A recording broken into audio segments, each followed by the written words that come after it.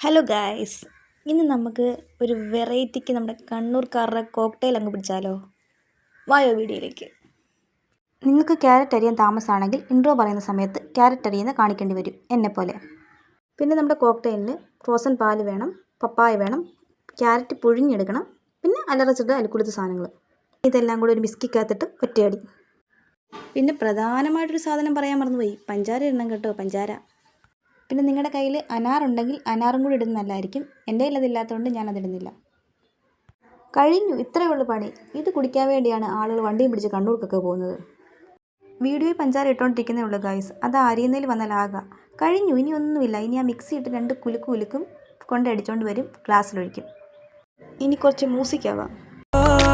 പൊത്തിവെച്ച താരമേ കണ്ണടിച്ച് കൈപിടിച്ച് വാ വാ പൊന്മാനെ മാനെ മാനെ മാനെ മായ